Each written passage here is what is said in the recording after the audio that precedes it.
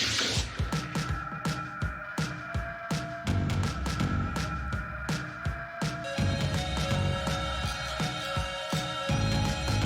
skeleton is waiting. Your body is a carrying bag for a skeleton waiting to be rotted out and free. Left to die in the desert sun, his body fell and baked him dead. His skeleton tore through his skin, stood up, moved on, and thought in its head. The skeleton is waiting. Your body is a carrying bag for a skeleton waiting to be rotted out and free. The skeleton is just the first. Cemeteries once quiet and still rumble back to life again. The bones all sing as they walk up the hill. The first must meet them past the city. Its presence calls and reaches deep. The bones across the world can't wait. They tear on out as their host bodies sleep. The skeleton is waiting. Your body is a carrying bag for a skeleton waiting to be rotted out and free. The bones all gather on the hill to hear the first of them proclaim. Life continues after death, but then the first sees to its grief and shame. Its body has returned to it, a mass of sand inflating gore. Convulsive howls escape the void. His words send all the bones into uproar. The skeleton is waiting. Your body is a carrying bag for a skeleton waiting to be rotted out and free, only to be buried again and dissolved into the earth. The bugs and bacteria are waiting for their birth.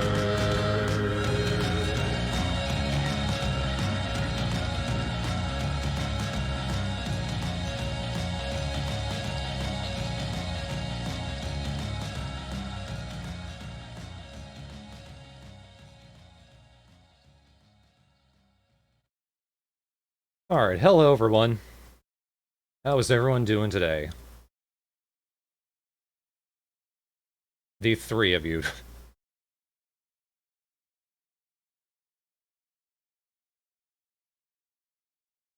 This, for everyone who's here for the last episode of this podcast, this is going to be a little different. The last one, I was talking with Music with Jacob, it's kind of the same thing, but this one, it's more scripted on my end. And then I'm the only one here, but it's more like a live recording because I have so much to talk about. I had to make sure I wrote everything down. And it's only going to be the first half, I guess you could say, of all like my musical output that we're talking about.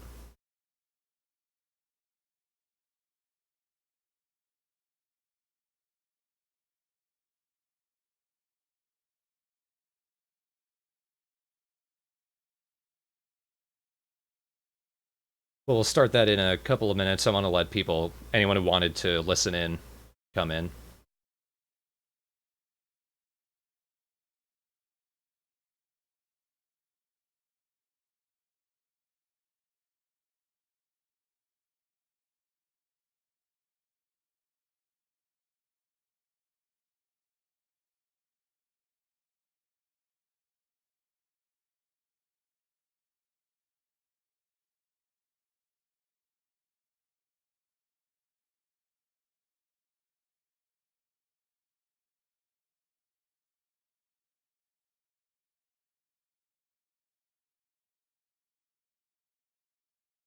I should probably say up front, I'm considering moving this to a separate channel.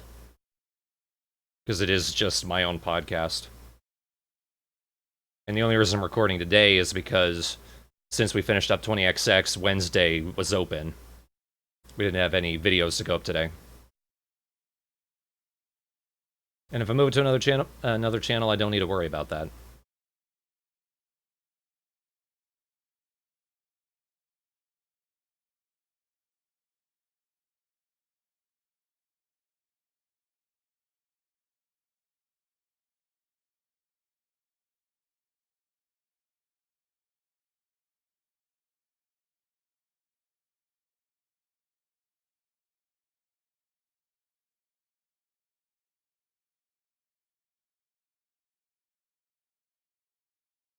Alright, well, I'm going to go ahead and get started. And I'll just hope people listen in. So,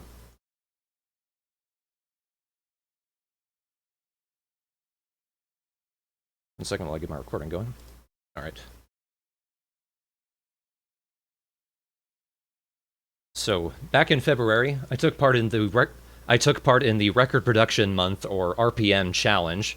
Record a whole album, at least 10 songs or 35 minutes total, of new original music in just 28 days, and be done before March.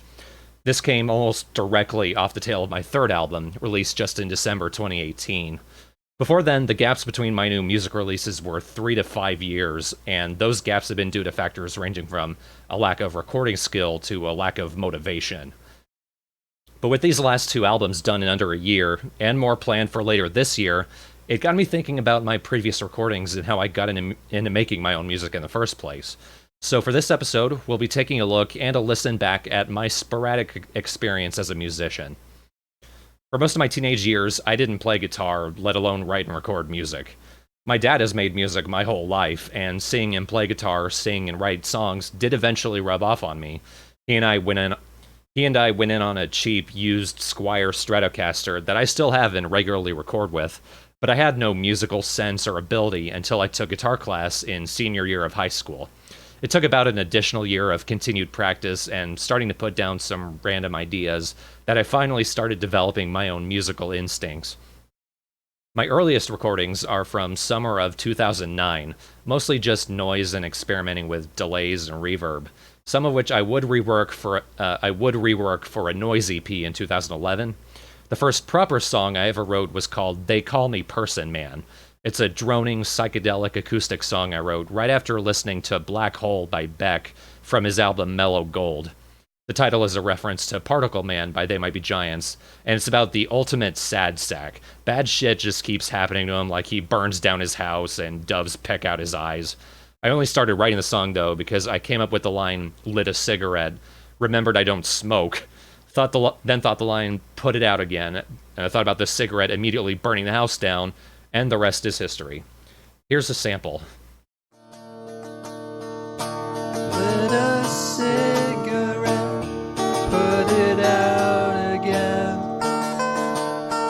burn down the house, watch TV with no AC, mowed the yard, worked hard to make it clean, and it's a marshland. Jeez. I'm pretty happy with, the lyrics, but my first time singing is rough as hell. For about a year and a half after, I only did a handful of experiments, and some weak covers of Intruder by Peter Gabriel, and the Mockmen by Gary Newman and Two Boy Army.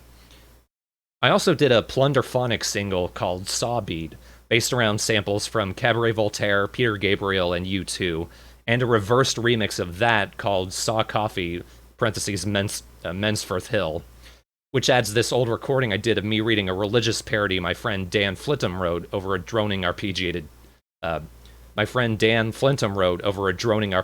D chord.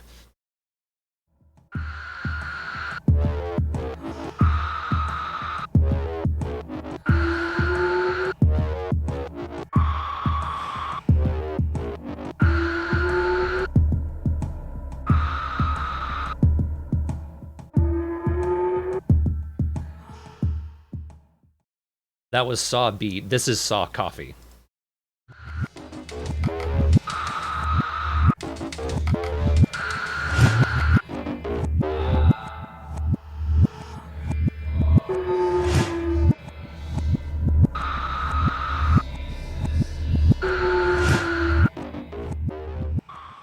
I forget how much the reverse drums sound like they're pulsing in your ear.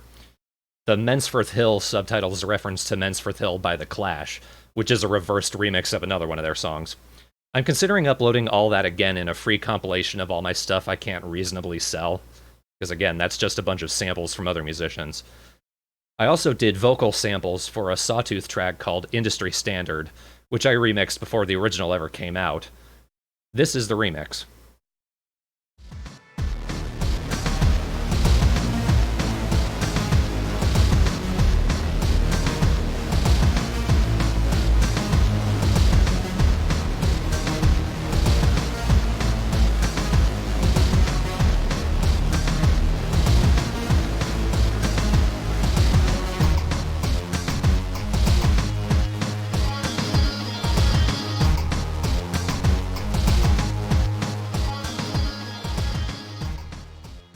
I included that also on the Sawbeat single. The original version of Industry Standard is up on Sawtooth's Bandcamp, djsawtooth.bandcamp.com. Also, my friend Dan Flintham sent me recordings he'd done, one of which was an Ian Curtis / Morrissey-esque reading of They Call Me Person Man, and some guitar tremolo noise and feedback, which I combined with some random noise samples I'd gathered to create a track called The Flint Robot Has a Perfect Day. What you hear, we're going mow the yard, work hard to make it clean and it's a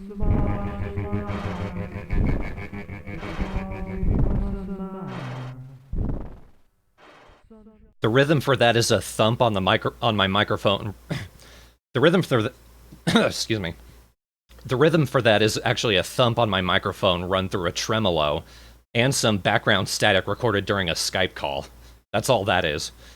The tracks Dan sent me were recorded as .wma, or Windows Media Audio, so their wave patterns are fucked beyond belief, and the song has a dynamic range of DR2, practically non-existent. So I put some of those songs and experiments on MySpace, and a couple songs on YouTube. They didn't get any real attention except for friends and family, but during that time, late 2009 to early 2010, I'd begun the Midnight Frogs and TheStrawhatNO with my friend Yoshi. With the former, we had an occasional penchant for doing song parodies.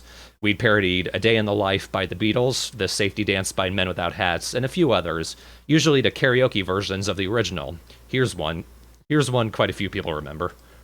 Guess I broke my leg and they left me for dead, but I swear I will not cry. Just say we can dance, everything's under control. We can dance, without them life is full. We can dance, it's alright if you take a glance. We can dance, my friends never give me a chance. The lonely dance, oh the lonely dance. And like that, the stream has been claimed. God, the Lonely Dance. We actually wanted to make t-shirts that said, I'm with Lonely, and an arrow pointed up to the wearer, but I only ever made one and sent it to Yoshi for his birthday. He might have lost it, he can't find it now. I had also made friends with Lils Martin, who at the time I knew as Vorhias, and is better known musically as Sawtooth. I mentioned them before. Sawtooth was originally a part of Breakbit Records, a collection of electronic musicians initially linked by their roots as makers of YouTube poops. But Sawtooth's music wasn't in line with the direction that label master Simon wanted to go. So Sawtooth moved to a new label, Futures Past Free Music, and somehow my recordings got the attention of label master Stephen Brand. Steve asked me if I'd like to join, which gave me the shot in the arm I needed to record my first full album. But before then, I contributed a couple songs to an FPFM compilation called The First Snow of Winter, songs based around a fall and winter theme. First, I provided vocals to Sawtooth's electronic cover of Bela Lugosi's Dead by Bauhaus. White on white, translucent black keeps back on the rack.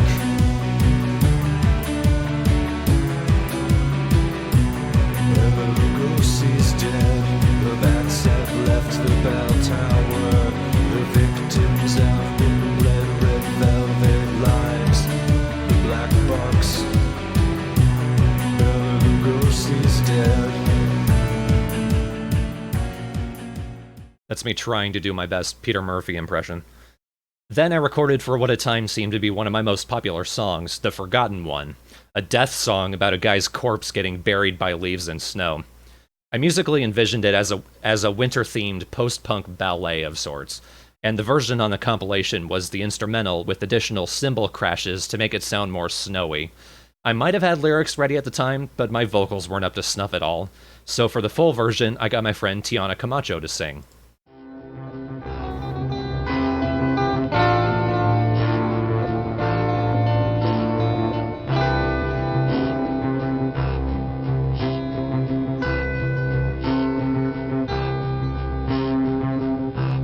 It's not the world that's on my shoulders, just the weather. together, hiding me from them. No one can see beyond the cover, hidden and punctured by the stare.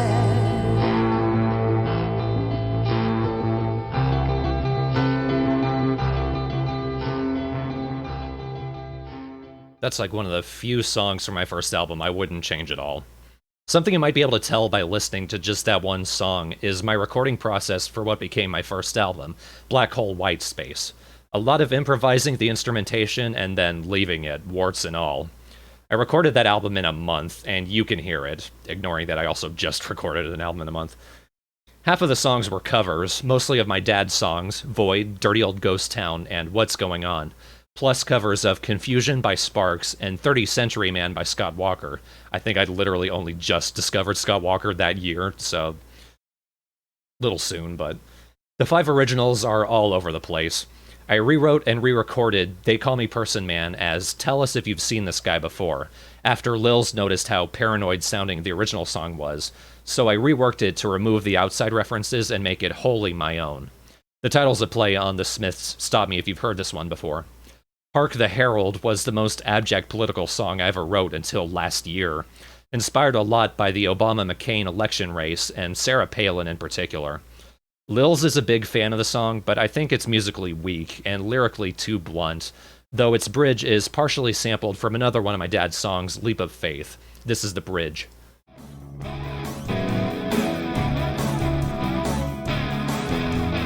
When they give the winning hand, the candidate becomes a man. When it's round the necks, their secret locks, but the one who lies is the one who walks. Now is it hypocritical, or am I being cynical? To vote my conscience for the year, then wish the bastard out of here. I hate my vocals on that first album, god. So aside from the forgotten one, the 2 songs I'm most fond of are There For Me and Count All the Flies in My House. There For Me is a straight Jesus and Mary chain rip about my complicated feelings toward both romance and religion. The coda is itself a Smiths rip.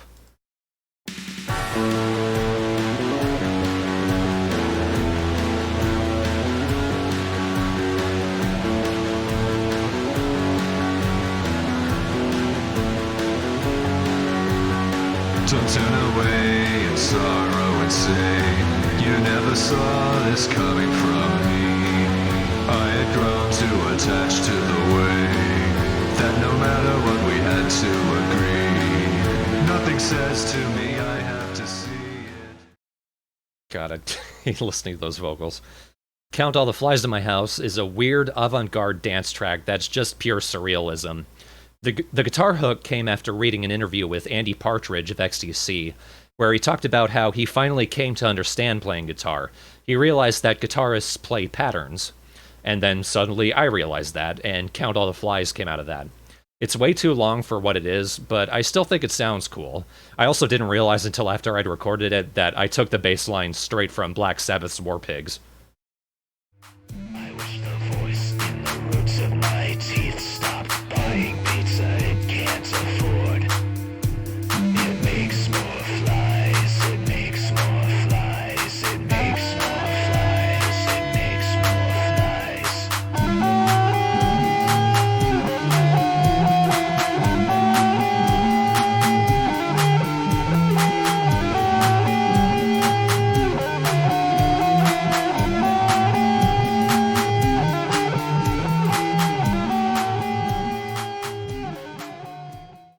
Very old viewers might recognize that as the piece of music I used for live stream announcement videos. I think for TheStrawhatNO, I don't know for the Midnight Frogs. I feel like it was TheStrawhatNO. Now, the overall sound of Black Hole White Space is amateurish and cold. I recorded everything directly to my computer and play with it using Guitar Rig or Sony Vegas, believe it or not. All of the drums are sampled from drum machines. I began my ongoing trouble mixing with the drums so you can't even hear them. I wasn't skilled at playing guitar or singing, and I certainly didn't have any presence behind the microphone. But for a first go, I think it had some good ideas. On a couple songs, I distorted my acoustic guitar, which I still think sounds pretty cool. Count the Flies and The Forgotten One still sound pretty good, and There For Me is solid, even if I never got the mix the mix and performance right. I didn't do the covers justice, especially Void and What's Going On. But to this day, I still record the occasional cover, mostly as an exercise to try new things. Side note, the title Black Hole White Space comes from the album cover. It's a Photoshop picture I took of the underside of a faucet from one of my high school classrooms, and it's a reference to Black Tie White Noise by David Bowie, an album I still haven't listened to. The album is no longer available since Future's Past Free Music and its successor Mind Antivirus both shut down, as is the case for the Winter compilation and my follow-up recordings.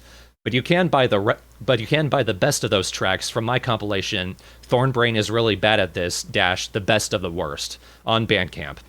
I also originally released the album with a free EP of demos and alternate versions called Black Space Work in Progress, which I instead included on No One Needs Me - The Rest of the Worst. That one can be hard to find, so I'll probably include all that in the new free compilation too. Before I go on, any questions or comments? The chat's been pretty quiet. I want to make sure that I'm still coming through.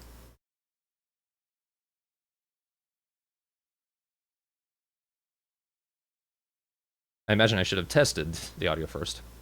Okay, I'm coming through. It's a small audience. I recognize that this podcast is not what people subscribe to TheStrawhatNO for. Hi, Snow Starkey.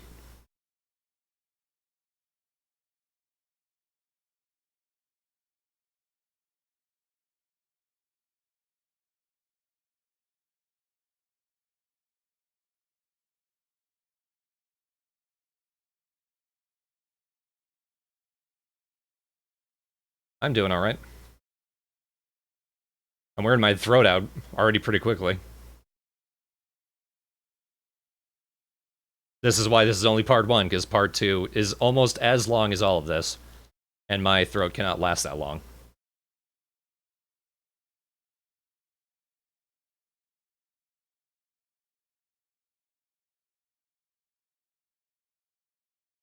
CRG says my audio class in college first learned mixing in Vegas. It's actually very good for it. Yeah, apparently Vegas originally started as audio editing software. I didn't know that until I took recording studio class. And it is very good for it. I did some good stuff with it early on, but for more professional audio, I guess, especially music, it's probably better to use the proper DAW. That's Digital Audio Workstation for anyone else.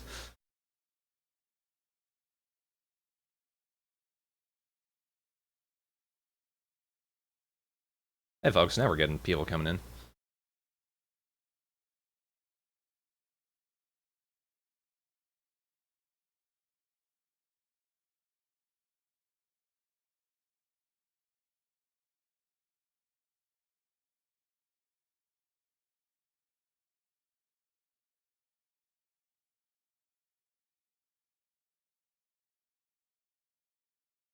Let's see, shall I continue?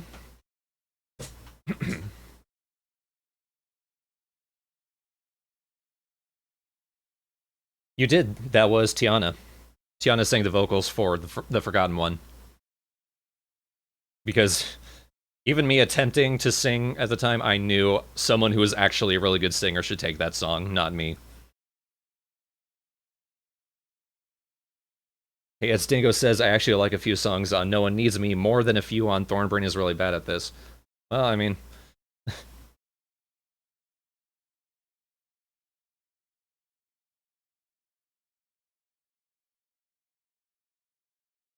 I think that's part of why I still want people to be able to hear the stuff that even I'm not particularly proud of, because plenty of people like some of the weaker stuff. At least what I see as the weaker stuff.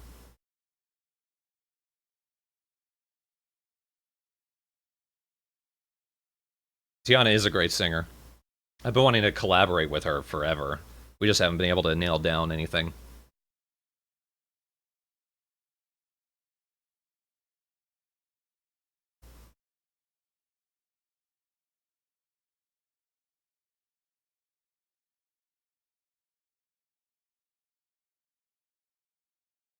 Alright, but let's continue. After the album, I re-released Sawbeat with the industry standard remix I did as a single. Then my next project was a noise and ambient EP called The Right Way to Do Everything. It was a title I had in my head since I started recording music. Like I mentioned, a lot of the noise experiments I did back in 2009 were adapted for the EP. One of them was called Echolo Feedback, a 9-minute recording of me holding my guitar up to my practice amp with the inbuilt chorus active, inspired by Lou Reed's Metal Machine music, even though I never actually listened to it, just conceptually. I ran the recording through a brick wall limiter, which at one point results in an explosion, and I added a bit of reverb here and there. I shared the track with Tiana, who described it as something she would listen to while traveling to Canal Street in New York, so I retitled the track Echo to Canal Street.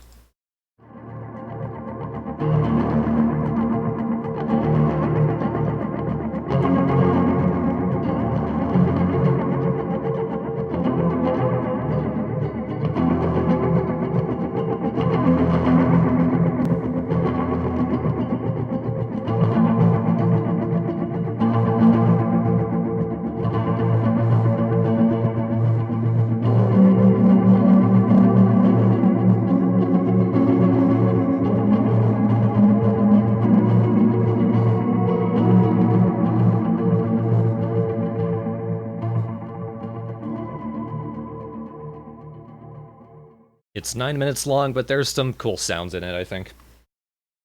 And between that, Hey It's Dingo asked, have you ever considered remaking some of your old songs? Yes, in fact, I am doing that later this year.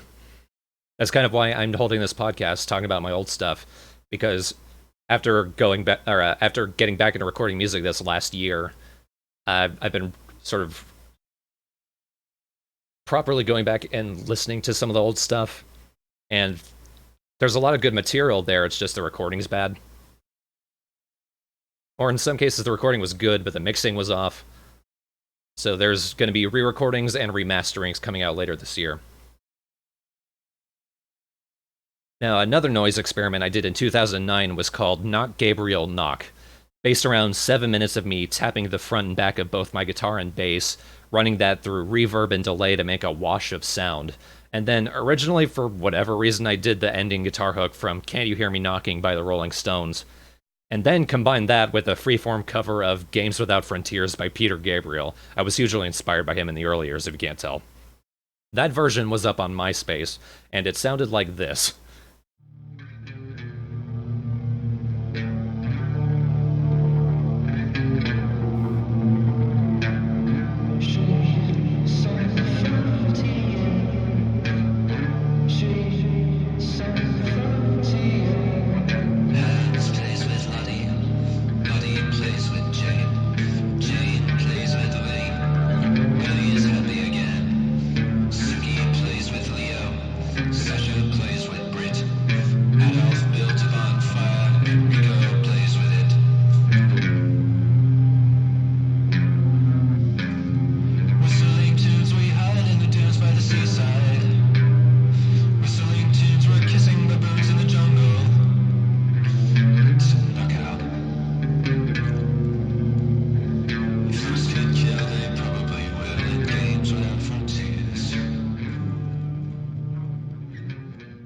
The saddest thing about that is I had no idea how Je Sans Frontières was pronounced in the original, so I said Jui. But when I came around to doing the EP, I cut the outside references again and remade it to be more like a track from Scott Walker's The Drift, only referencing Games Without Frontiers instead of covering it.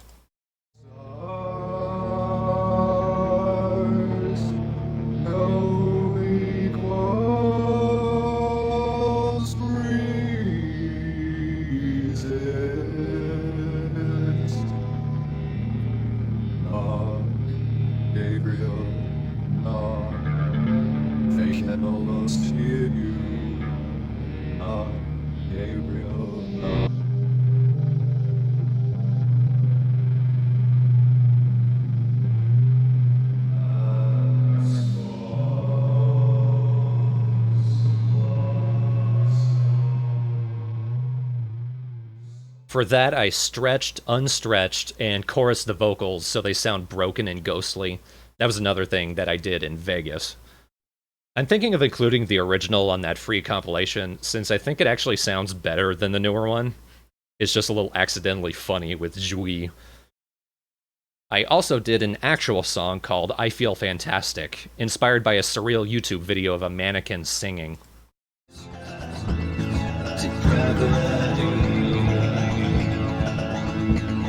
There must be purity,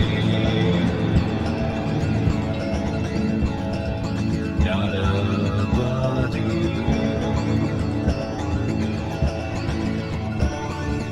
not a body.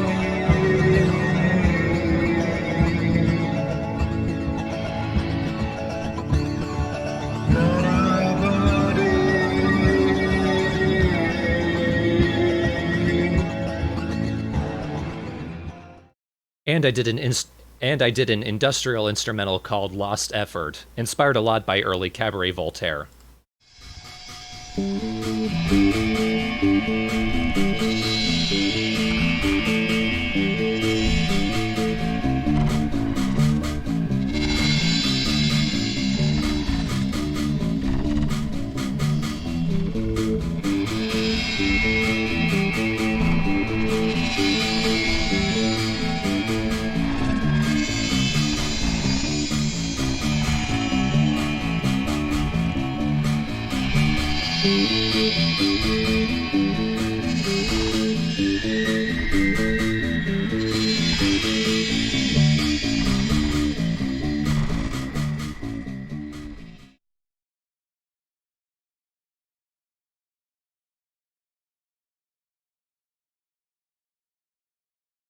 I was so proud of Lost Effort that I released it early as a single with a few B-sides, including this rad remix by Sawtooth.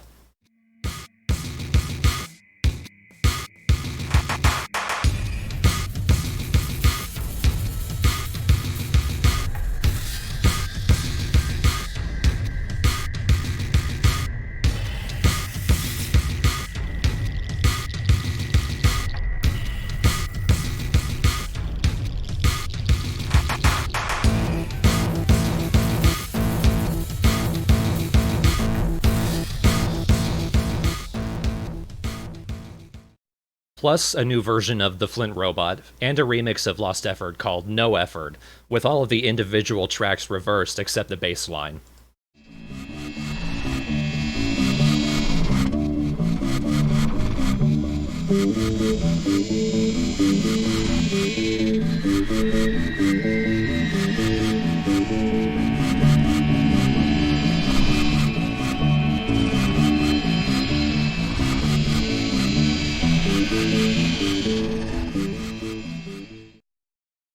No Effort only worked because I mixed the whole album in Vegas, so there were tracks cut at certain points that made them play in reverse in different ways than if the tracks were whole. Fun fact, that ringing sound, that brrrr, that's actually the very first recording I ever did. I think I called it whack or something. It was just me banging my desk and a plate and doing a riff on my guitar, and then I ran that through a chorus. It will actually come up later. Sadly, like Black Hole White Space, the shutdown of Futures Past free music and Mind Antivirus means these two records are now unavailable. But the best stuff is in The Best of the Worst, and the rest is in No One Needs Me. Another project I did that I never completed was more plunderphonic stuff with the Flint Robot. It was mostly samples of Cabaret Voltaire and John Fox, with those pieces that Dan had recorded for me. Plus the bass from a failed attempt to cover White Light, White Heat by the Velvet Underground. I'll probably release those tracks for real in that free compilation too. This is one of them. It was called It Comes Screaming Back.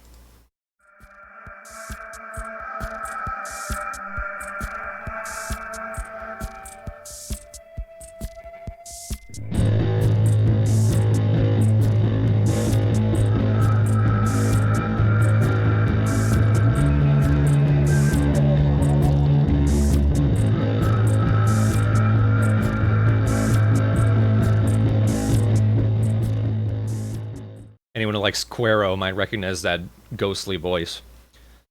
Those would be my last music projects for about a year, so any more questions or comments before I continue? I'm actually thinking of reusing the title, It Comes Screaming Back, too. I kind of like it, but I think I meant to title something from World Builder that, but it didn't fit in anywhere.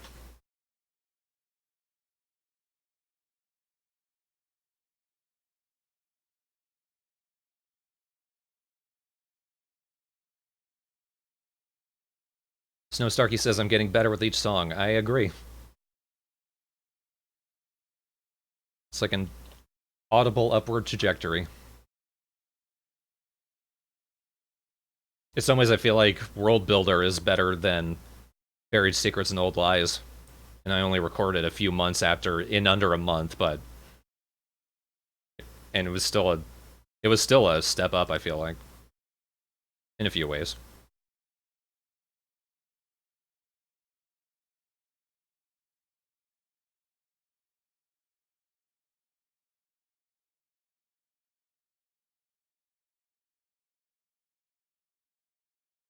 Audible Upward Trajectory would also be a good title. Yeah. I have a list of song ideas, and mostly just titles, not actual ideas so much, but yeah. Audible Upward Trajectory. I'm adding that.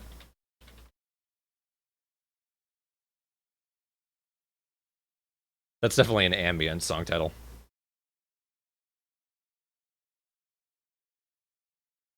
Kate Stanko said World Builder was amazing, especially for how fast he made it. Thank you.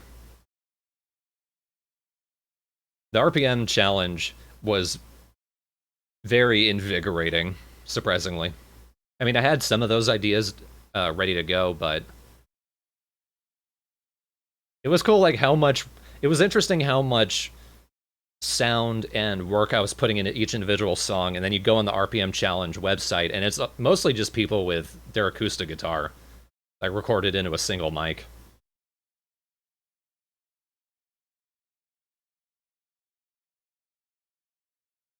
Like, it briefly made me think, am I trying too hard for the spirit of this? But I finished the album, so...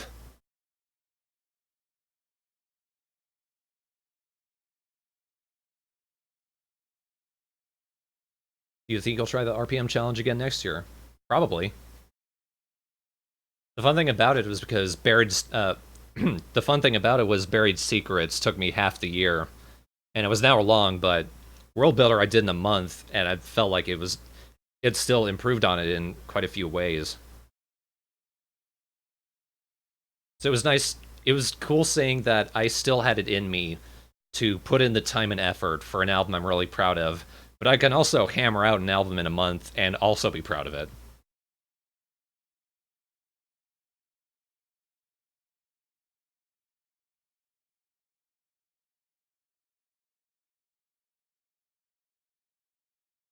Excuse me one quick second.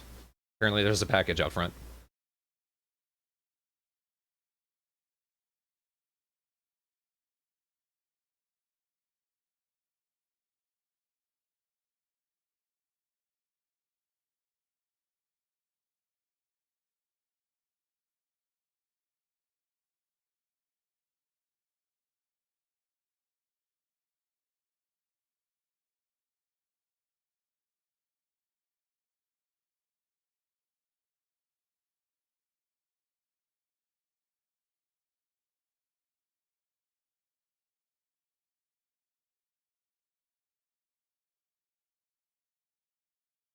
Alright, I'm back. It also seems like a great way to evaluate how much you've grown musically over the year. I agree. Especially because Buried Secrets was a lot of experimenting. Like, right up until I was done mastering the album, I was still tweaking and learning new things. And changing things.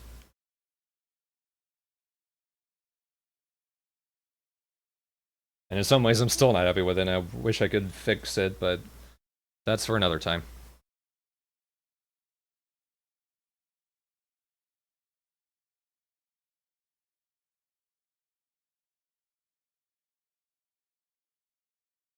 Last Minute Thoughts is still one of my favorite songs of yours. It's one of my favorites. So thank you. I'm pretty happy with that one. We'll talk about that in the next music podcast. It's not what the next A Thorn in the Brain episode will be. It'll be the episode after. because I want to talk about something else next Wednesday. But the Last Minute Thoughts was like my white whale. It's been in my head since like 2012, and I was so glad to finally put it down and to have it come out really good. I think it's one of the best songs on the album.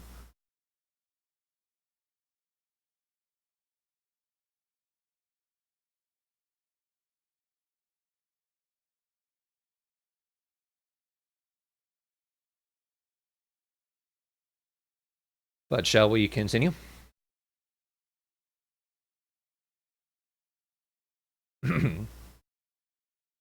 One small project that never got off the ground was an idea by FPFM's manager Steve of a collection of micro songs that lasted about 30 seconds. I had a few ideas, one of which was a spacey 12-string track, and another a distorted post-punk piece that I didn't finish. I'd find uses for them later, though. You'll get to hear them.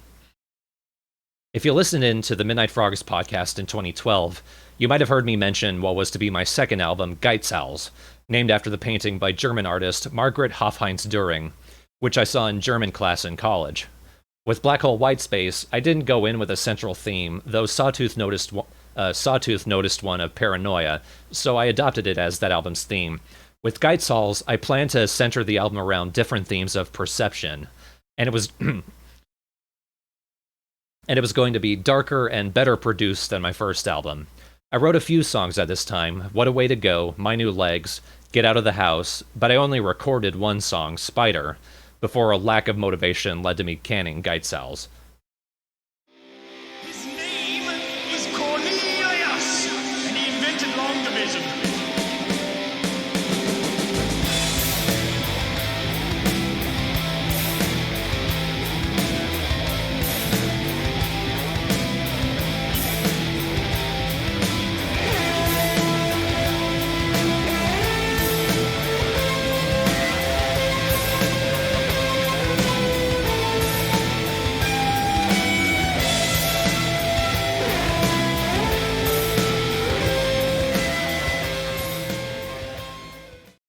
Spider included that 12-string lead microsong I mentioned earlier, and a sample of one of the most quotable California lottery commercials I ever heard. His name is Cornelius. That commercial was just astonishing to me. The song itself was largely a goof at our friend Mariah, who was both hit on a lot by our male friends and an arachnophobe. I didn't realize until long after I'd recorded it that I'd lifted the lead guitar from The Main Monkey Business by Rush, at least partially. So with my motivation weakened, but a recording studio class under my belt in college... wow, I cannot talk today. So with my motivation weakened, but a recording studio class under my belt in college, I restarted recording with a more simplified punk rock approach to writing and recording. This proved much more successful, and led to my second album, Nobody Cares Unless You're Pretty or Dying, named after an anonymous piece of graffiti, and featuring rad, surreal artwork by my friend Chez. Apologies to Laura Medeiros, the model on the cover who wore that small dress in snowy Boston. The first song to really be written for this new album was What a Way to Go, one of a couple songs where death is a funny accident. I originally recorded a late night demo in March 2012. It's time to act your age, burn the house down. What a way to go, what a way to go. No one sees a dead boy, you fly around. What a way to go, what a way to go. Look for something to cheer up folks, something kinda Islamic. Way to go, what a way to go. Took one step away from zero. Way to go, what a way to go. The more you do, the less you know. And then I did a proper demo in 2013 when recording had begun for real. Flip it backwards, off a rocking chair. What a way to go, what a way to go. Red color, a copper, a needle in the eye. What a way to go, what a way to go. My kid loves our brand new car. What a way to go, what a way to go. Go for a ride, come back bone dry. What a way to go, what a way to go. I like to look before I walk, but I'm choking on all the plastic. Way to go, what a way to go. Took one step away from zero. Way to go, what a way to go. The more you forgot that wrong note right before the lead in the chorus. I've got a bunch of work tapes of little guitar riffs and ideas for a lot of the songs. I played the riff for My New Legs to Yoshi and Travis, and they cracked up because it sounded like La Cucaracha. But the next demo I recorded was for Antioxidant.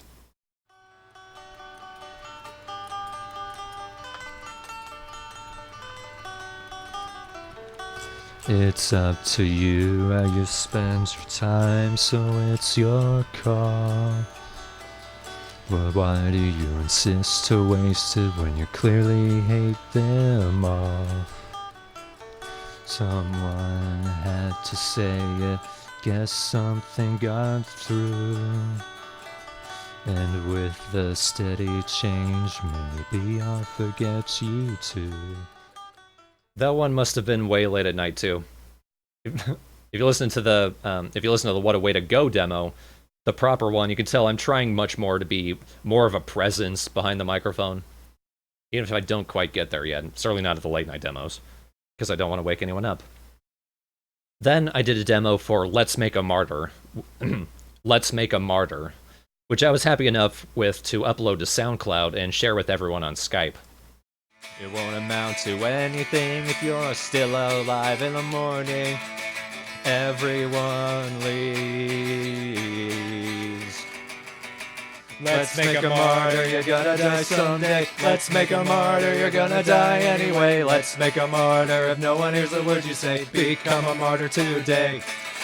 These are just a few of my favorite things. People dying, people crying, and a lost message. Why would you ever want to fight for your rights when getting over life is a rite of passage? I think it's just adorable how you...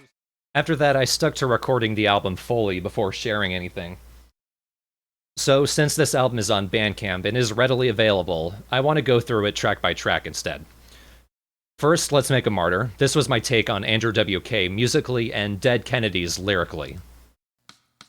Do you ever wonder if Kurt Cobain remembers the people who drove him to his end? They're calling the poor guy Jesus nowadays. If he didn't, he would blow his brains out again.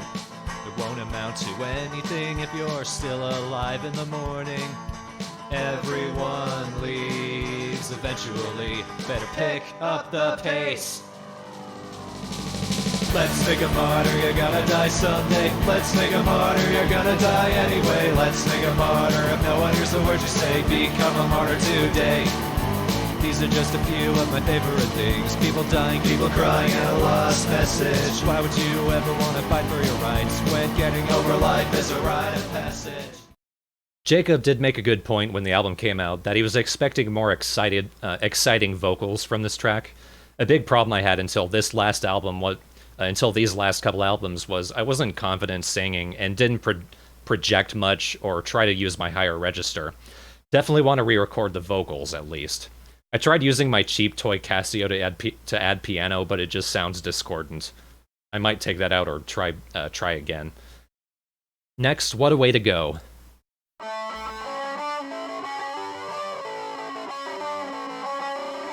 Time to act your age, burn the house down. What a way to go, what a way to go.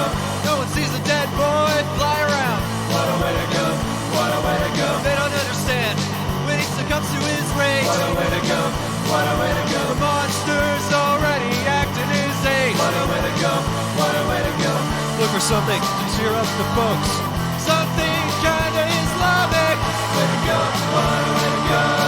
Took one step away from zero. Way to go, what a way to go. The more you do, the less you know. Flipping backwards. Off a rocket. One of the few songs that I think largely worked as is, just needs a stronger mix and a better shout at the end. Third, Get Out of the House. This is one of the only songs that turned out pretty much exactly like I'd wanted and doesn't need the drums brought up in the mix. It's a heavy post-punk track I wrote for a songwriting class, and I actually recorded the dissonant guitar solos separately to no aim other than to be dissonant.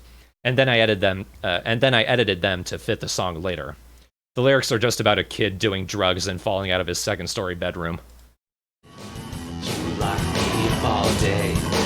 But now I got a plan.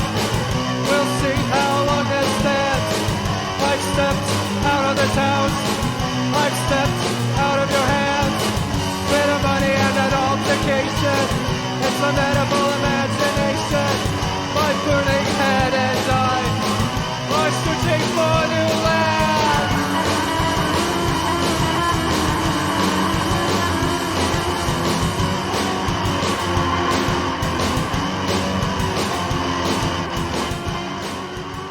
I still think that song rips. Snow Starkey asked if What a Way to Go is from the channel trailer for TheStrawhatNO, and yes, it was. Next, My Parents Died and Everyone Loves Me. This is such stupid shit. The music was originally written for the Microsongs compilation. The lyrics were inspired by the fanfiction readings that Yoshi's Skype group did, particularly the My Little Pony Blue Blitz fanfic. It's a goof on Mary Sue's that I don't intend to update.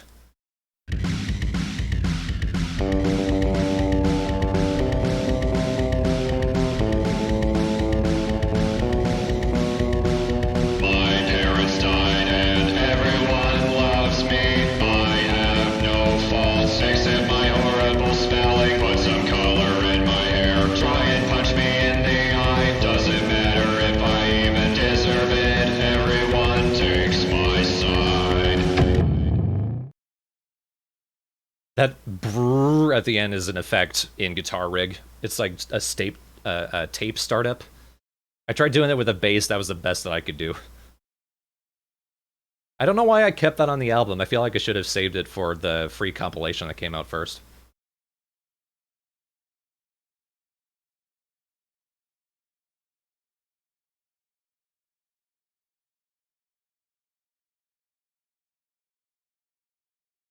Also, yes, the drums.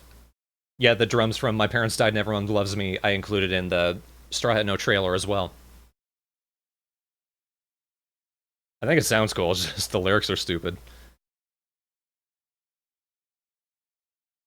Next, My New Leg / Are You Happy Now? My friend John Pino kindly listed this song as one of his favorites, but I personally am most unhappy with this out of everything on the album. The first half, My New Legs, is about body shame and dysphoria, and digital manipulation of bodies in fashion magazines. It was inspired by a stand-up routine by Australian comedian Adam Hills, where he saw a fashion magazine artist delete and redraw a model's legs. The line, "Should you work your stomach flat, hers seems to be concave," is inspired by a Victoria's Secret poster I saw once, where the model was so skinny that her stomach went inward like a block of clay that got smacked by a baseball bat. I'm very proud of how it came out lyrically, but I botched the recording, especially the vocals, and it's probably the worst sounding drums and overall mix on the album. I want to re-record it the most because it could have been the best song on the album. Look at my new leg. You can finally understand what makes the people rave. Should you work your stomach flat, hers seems to be concave. You wanna focus on her clothes, but good odds to the one who draws her legs, 'cause you don't realize those aren't the ones her mother gave.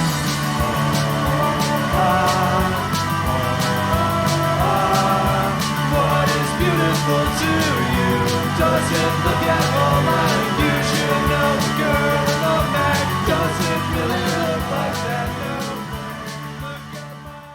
The second half, Are You Happy Now, is my shot at famous musicians complaining about their fame and the paparazzi. It expands to mocking celebrity weddings, and even a full verse is dedicated to ripping at Dave Grohl for his pride in recording Foo Fighters albums in a basement in his garage. But when you see the equipment they used, it looks like any recording studio. He didn't record in a basement, he just moved the studio to the basement.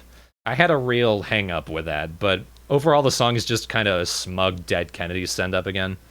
I had a problem with the smugness with his album too. At least My New Legs was about learning to love yourself. This is at least the better of the two halves recording wives. When you pine for fame and fortune, when you get a lot more than that, your tears are a farce. Walk out loud in your giant Hollywood home. It escapes me why no one wants to leave you alone. There's nothing remotely interested about you, but we must know about your cat. Are you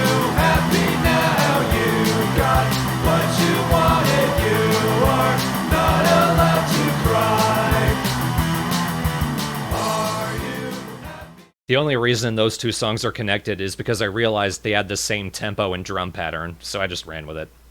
They probably shouldn't have been connected. They have nothing to do with each other. Next song is Hang On, I Got This, another black comedy track, and another song that almost worked exactly how I wanted first time through. Again, the drums just need remixed. The intro was going to be a separate song called I Believe, and it would have been an atheist parody of religious songs, but I kept it to this as a lead-in to another song about death and murder. The bit about "they'll all point to this like I saw it coming" is about whenever a musician dies suddenly, people go back through their music and find connections when they probably didn't know. The only exception I can think of is David Bowie's Black Star, when he was very cognizant that he was dying. It was my first go at a hardcore punk speed, inspired heavily by Bad Religion and a bit by Minor Threat, and I thought it would be cool to lead into that by doubling the tempo for each section. It actually went so fast that I couldn't strum the guitar as fast as I wanted to, so it pretty much goes exactly with the beat. So I redid it just going exactly with the beat. And the line, "found a new way to beat the clock" is a reference to Beat the Clock by Sparks. Accidental kerosene involvement. Boss is sick, it's tired of your involvement. Found a new way to beat the clock, but they dump you beside the dock. Too late to learn, hearts don't have any strings. What is the metaphor hanging out by its eyes? Quick to cry when you lost all your things. What the joke is, everybody dies. At the tent to rage of mitigation. Mount to light, it's not illumination. Blame yourself, you're barely a year old. That was it, or melting in the cold.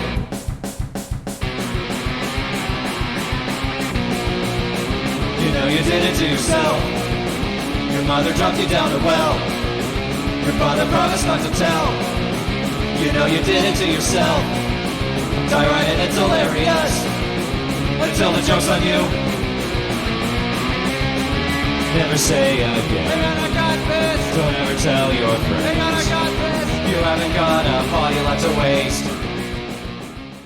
Still one of my favorites from this album. Next, Antioxidant. This is one of those songs where I thought up the title and decided I would name a song that, and the song would purposefully have nothing to do with the title. In this case, it's an acoustic song inspired by the playing of Johnny Marr and Neil Young. The verses are 3 separate instances of people treating other people like shit. The first is me treating D Fat Man like shit in the early days of the Midnight Frogs. The second is Yoshi's general anger and bitterness during that same time when he was still in high school. And the third is One Kid's Entertainment being an asshole on the Abridged forums back when they were still active, and me actually chewing him out in private messages. The bridge is me telling myself not to get nostalgic for the old days, since they were back when everyone was dumber and meaner. Things are better now. And one thing that drove that home for me is when Jesse Nowak came forward and talked about how One Kid's abused him and Jerry64 for years. So there's any loose nostalgia for that time firmly put away. Psy Guy being outed as a serial abuser had a similar effect for any nostalgia towards the early days of the Midnight Frogs. As for the music, there's not much I'd want to change other than a couple points where the vocals sound off. Otherwise, I'm mostly happy with it as it is. Your face came out of yours. Should I have left on mine? Have to hate the way I am when I think about it. I shouldn't think about it, should I? We're bound by bitterness and manic cheers. Speaking of Johnny Marr, his playing also influenced Cancerous Winter from World Builder. Just a side note. Next, Don't Hear Me, a reggae and dub-influenced track about some of the people I'd talked to online who behaved differently over text than over voice, or just had easier time communicating in text. I definitely sympathize. I have a stammer, as people listening live have heard.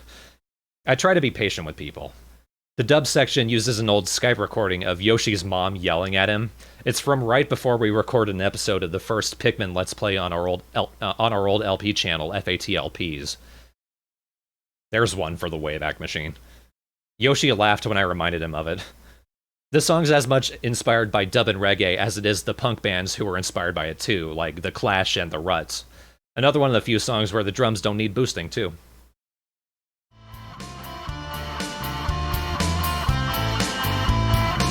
I can't connect while I'm still best if I stick to text? Or should we skip to the ultimatum and have the both of us see what's next? Don't hear me, just read my words. I'm not moved, I hoped you heard. Don't hear me, just read my words. I'm not moved, I'm not moved.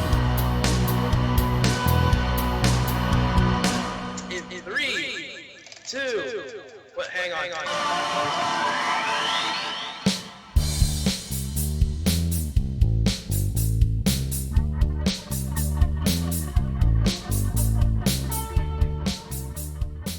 I love the timing on Yoshi's. Well, hang on.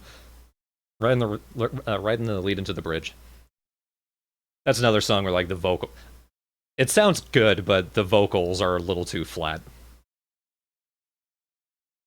Next, I'm Your Victim, another song inspired by the Ruts, to the point that I pretty much directly lifted the lead guitar from their song Babylon's Burning.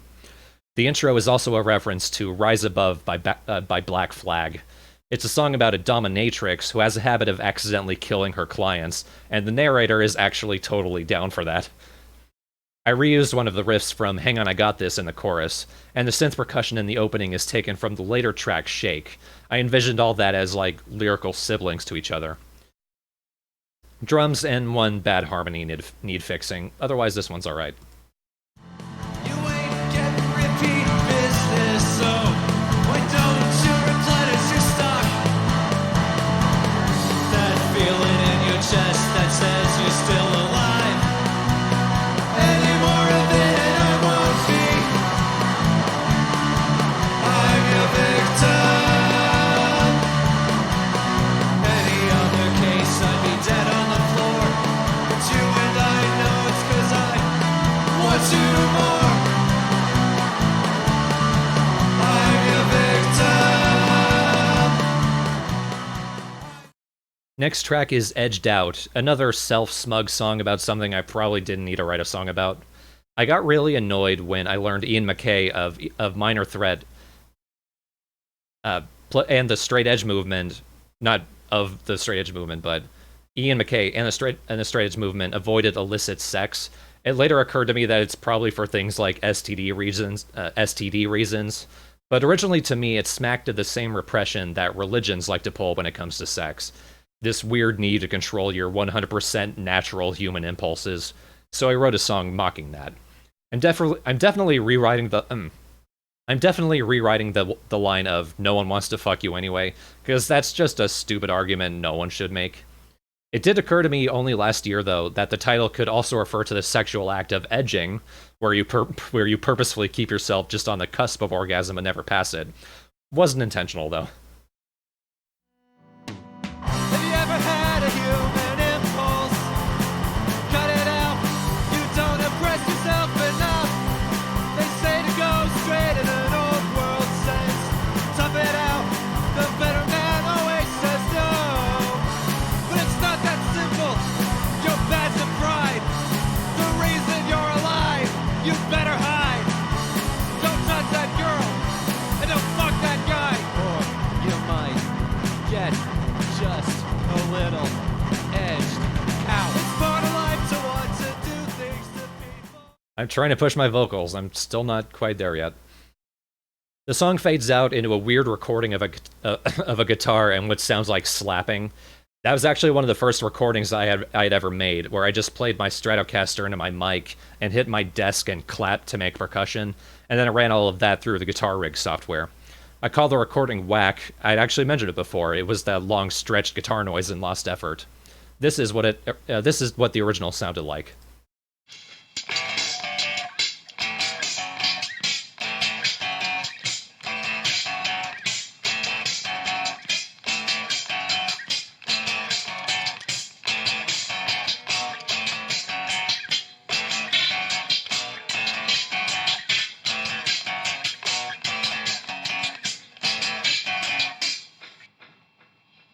My first ever recording, and I've not known what I was doing ever since.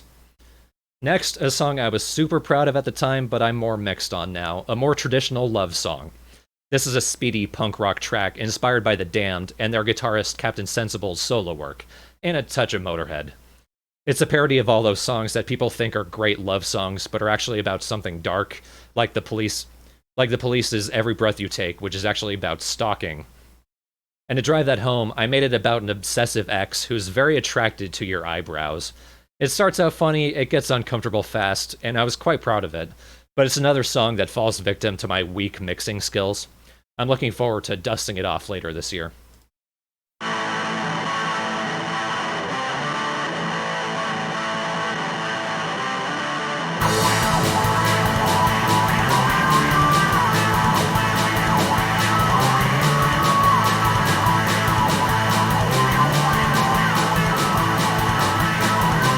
If I had to pick one thing that I like about your eyebrows, would probably simply be the fact that you have eyebrows. Life wouldn't nearly be as fun without your eyebrows. Turn then the other way, I see you look at me ever so quizzically. How shall I drop the gun? I can't apologize when I see them rise and something in me follows. All I miss about you is your eyebrows. Make you look like you don't trust a thing that I do.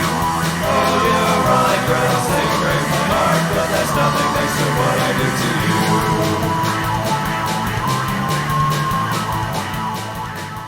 That's the only time I've ever used my wah pedal. It's the most underutilized thing in this room. Next is a short acoustic instrumental called All the Wrong Friends. The title is a play on REM's All the Right Friends, and it refers to my lifelong problems with making and losing friendships and not knowing where I really belong. The piece itself is just something I came up with back in 2011 that I freshened up for the album. I found the original scratch recording. It sounded like this.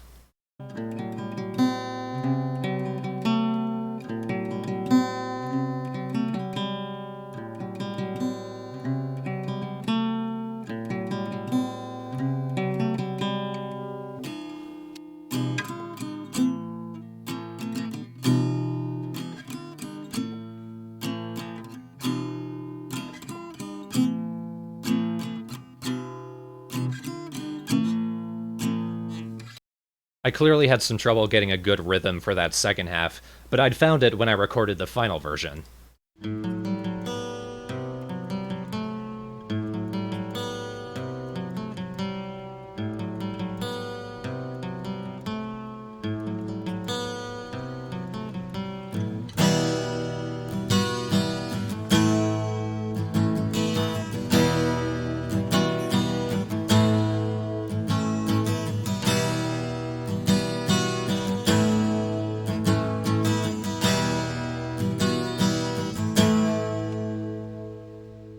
The final version is actually multi-tracked. I overdubbed some of the lower notes so that they could be heard better, or so that they could be better heard over the rest of the guitar.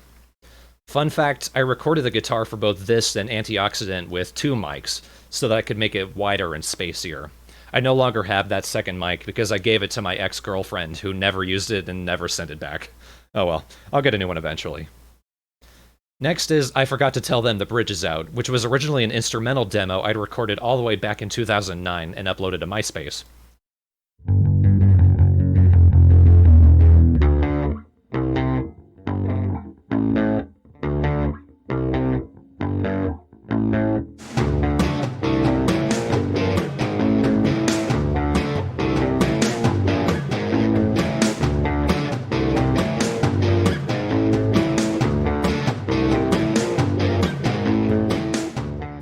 Those drums were actually performed by me. I used to have an electronic drum set in the brief period I wanted to learn drums, but I never had the coordination for it. That and a couple of the old covers I recorded in 2009 were the only times I used it.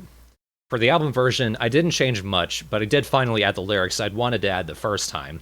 It's about a sheriff pulling over a car full of drugged and liquored up youths, and he just points them in the direction of an out bridge so that they'll kill themselves. This album carried over Geitzel's theme of perception, but it could also be described as a black comedy album. And the bored queen's riding shotgun. Thrill seeking, the nostalgia hits me hard there. I traded in the coat for a gun. Tell you what, you caught me on a good day. Drive straight, take a left and have fun. Never going back to Georgia, never going south again. Never planning alky road trips, wasn't supposed to last just one weekend. Next track, I've actually mentioned it before, Shake, my first attempt at electronica. It's inspired by Suicide, the New York band, Depeche Mode, and the sexual lyricism of Jarvis Cocker during the heyday of Pulp. It's of someone hazily describing their fucked up object of affection, and it was my attempt to be more lyrically dense and poetic. I think the only lyric that really doesn't work is draped in virgin white, the only virgin will be me. I was clearly going for something, but I don't know what because I didn't reach it. It was supposed to be something It was supposed to be for something outside of sex, but even within sex, I had already had sex by then, so it doesn't make sense in multiple ways. I also think the bass tone I also think the bass tone I went for sounds goofy. I'll probably rework this one in a couple ways, but I am pleased with the percussion I made with a microKORG synthesizer I'd borrowed from a family friend. It sounds really cool.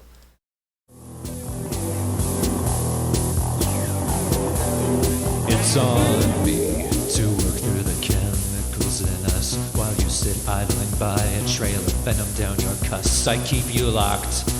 You're so much trouble for the free. Soon to be draped in virgin white. The only virgin will be me. Shake till you can't anymore. Shake till you can't anymore. Us alone out on the floor. Oh, she's like a dream. Hazy as she goes.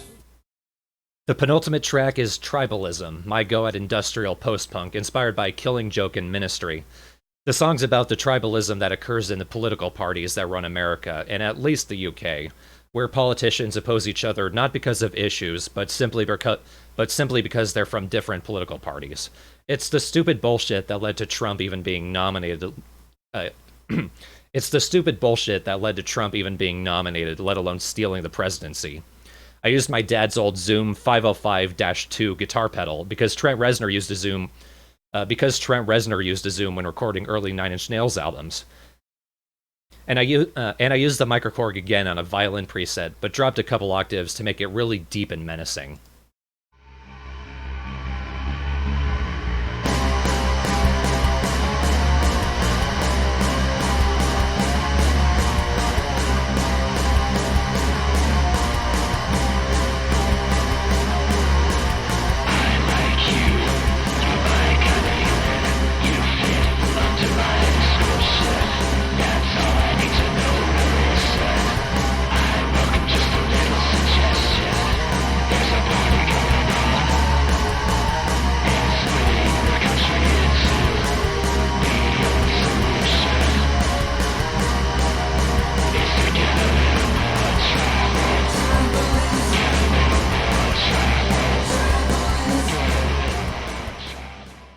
Hey, Stingo says they always thought Shake sounded like a song about a violent incel. Yeah, there's the occasional lyric that I wrote. There's like, that doesn't hold up. That makes me sound much worse than I intended. Sawtooth actually sampled tribalism on their agrotech song Human (I Like You) from their album Snacks.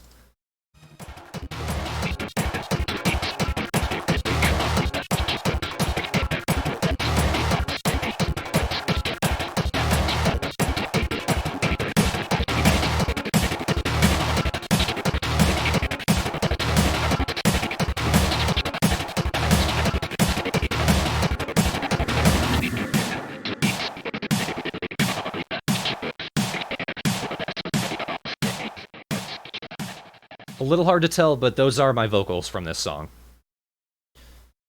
Tribalism also had an outro I called Synthscape. That was also recorded with the microKORG. I purposefully cut it in because it's such a jarring change from the main song.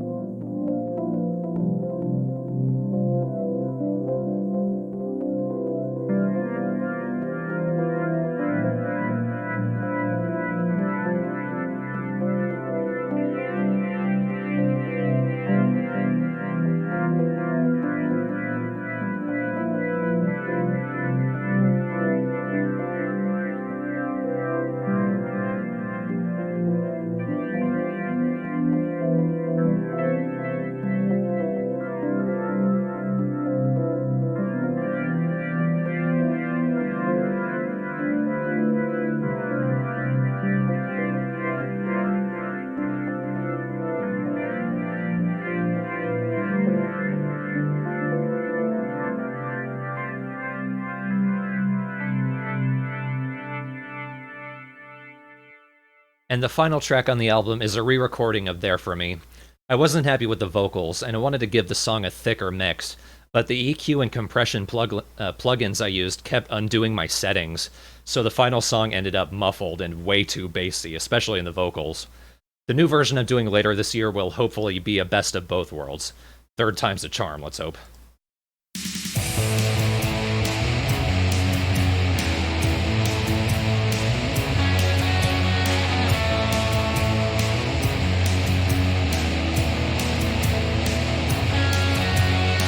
They'll turn away in sorrow and say, you never saw this coming from me.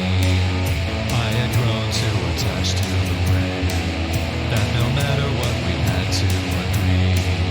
Nothing says to me I have to see it. I've gone my life without giving a damn. Awake one morning to false revelations, but take another step and you're in a jam. Sorry, love, there's nothing there for me. I don't want somebody there for me. To cheap experiences I'm not. Also, a slightly shorter version of Spider is a hidden track at the end of the album, meaning that all of the songs I'd intended for Guide Cells ended up on Nobody Cares, so I might as well have just named it that, but whatever.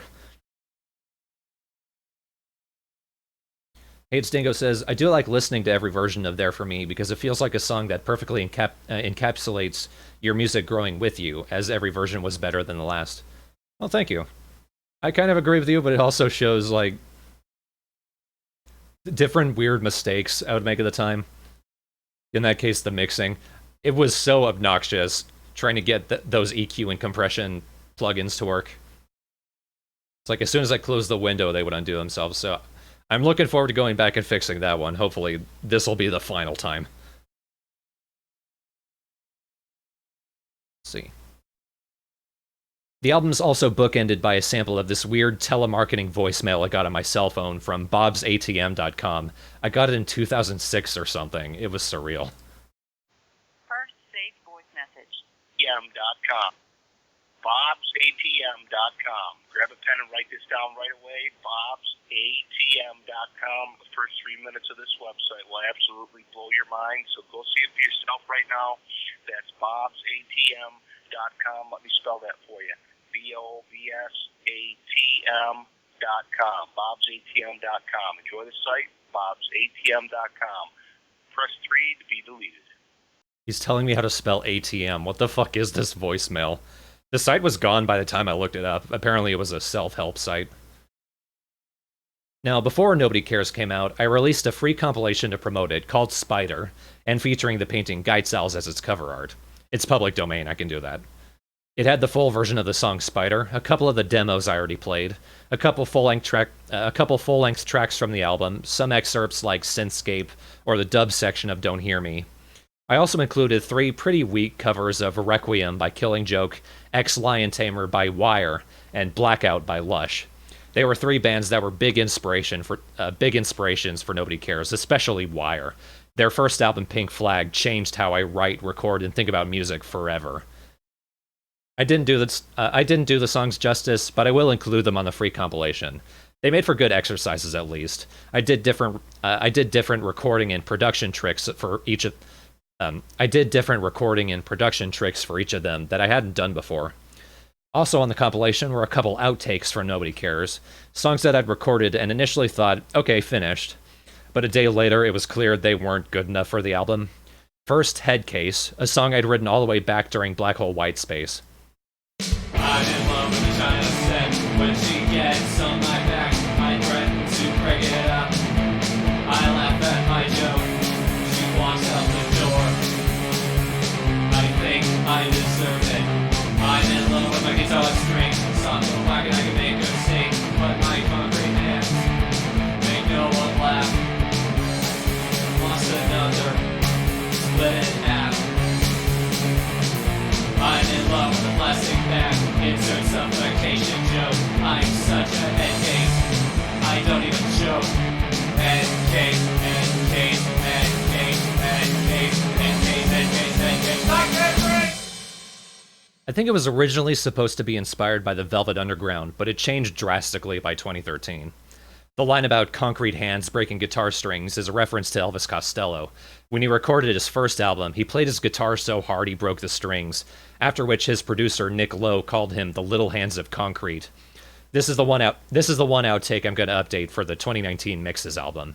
Second outtake is An O in Hell, which I'd envisioned as a much spacier, more psychedelic, surrealist piece, but I never finished it. The verses are me playing with stock sentences like, what have you done and who are you, and changing them to who have you done and why are you. The title An O in Hell is a play on hello. It's something stupid I said one time when I came into a Skype chat years ago. Who have you done? What have you been?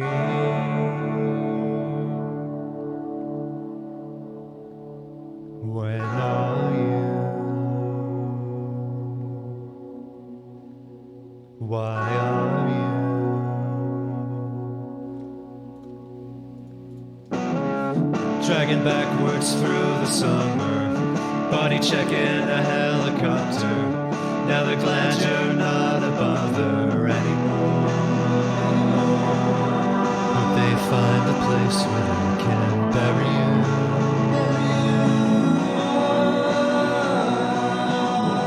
Rock-stirred miscellaneous extremities. Bet you're glad that you can't think now. Bet you're glad you can't remember how. Bet you feel like an O in hell. Who have you done? What have you been? When are you? Why are you?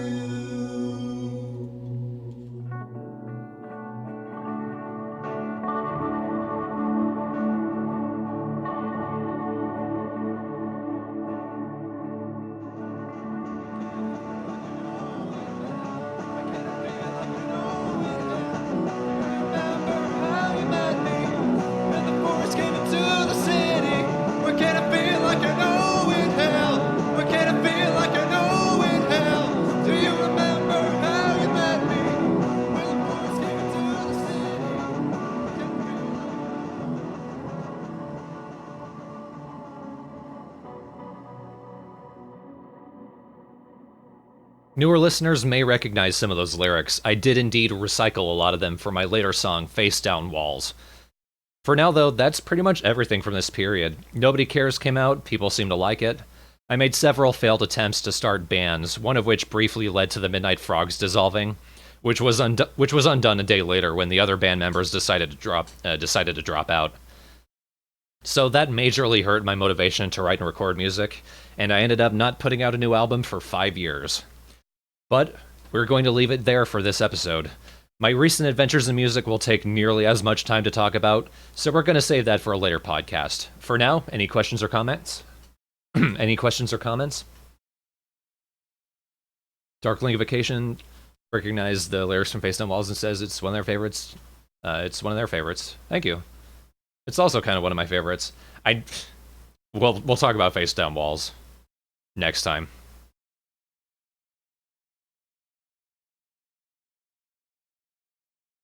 In short, there's, of course, still things I wish I could change. I mean, there's nothing stopping me, but people have paid for it.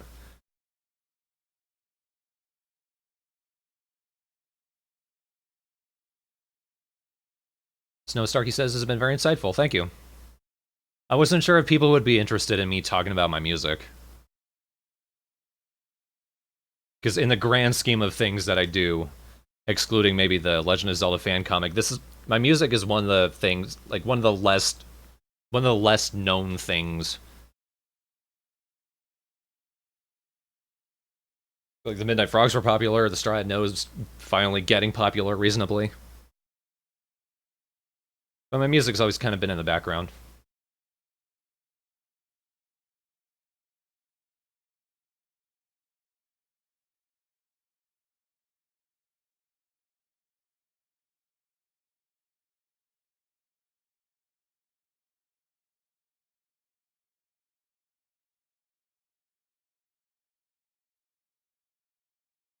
I am looking forward to talking about the last two albums, though.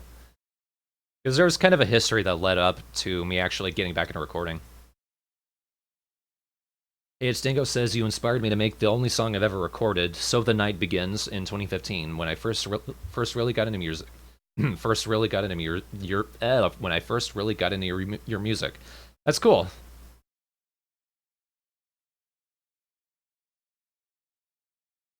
I could not read that. When I first really got into your music. There we go.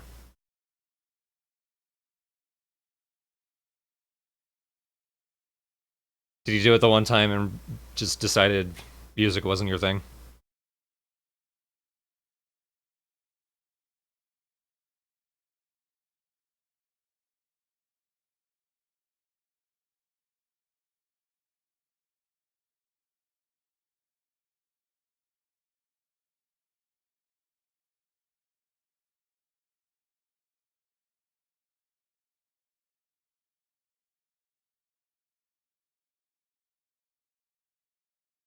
No, motivation just dropped from depression. Aw.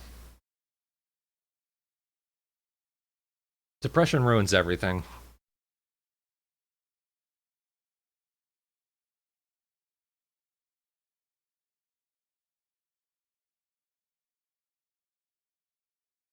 I made that sound more flippant than I meant. Man, depression ruins everything.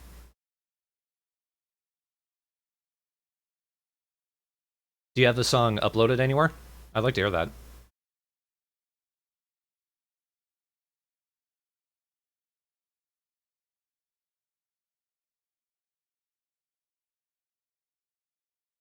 It's really cool hearing that somebody started doing anything because of something I did.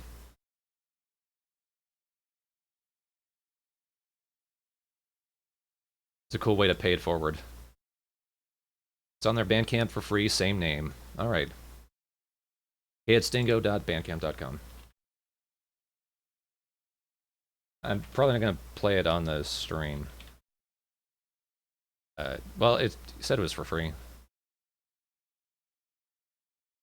I mean, depends if you want anyone else to hear it.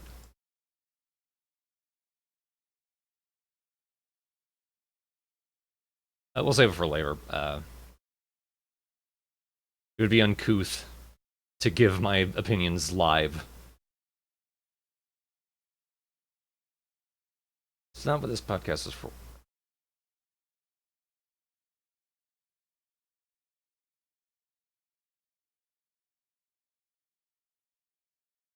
Just go ahead, I'm actually support. Yeah, what? Alright. It's only 20 seconds.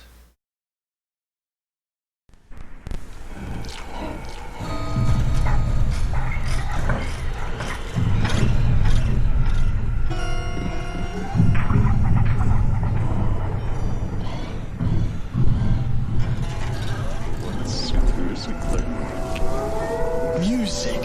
Those animals. Wow, that was not what...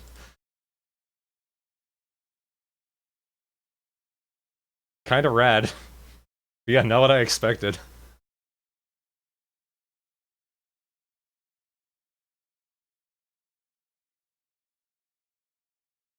It was always meant as an intro track. I can hear that.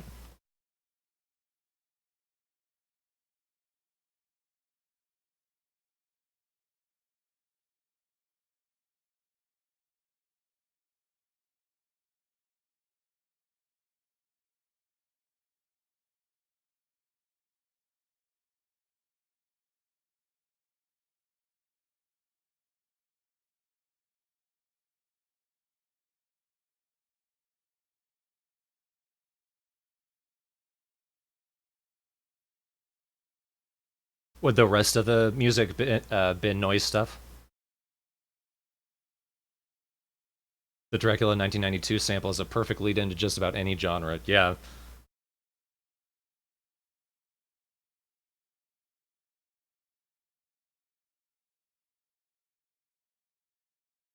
Yeah, I like that.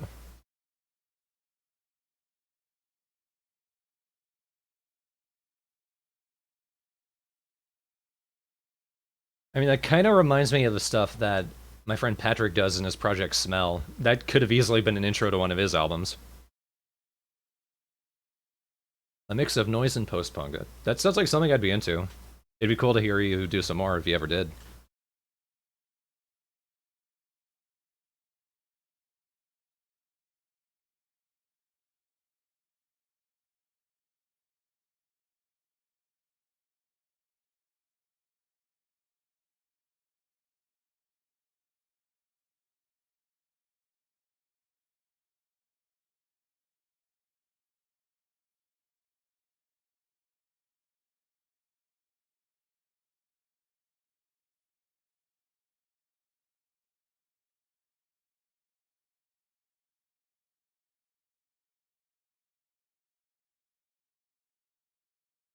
Alright, but I think we're about ready to start wrapping this up. Any more questions or comments from you folks?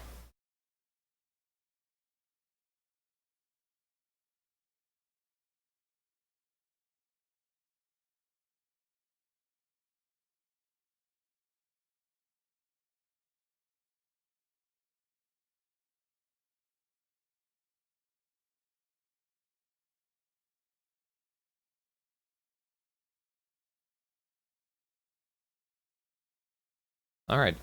Well, next podcast, also on Wednesday, we're doing something different. My friend Lore, aka Mischievous Art, will be joining me on the podcast to talk about our Legend of Zelda fan comic, Book of the Traitor.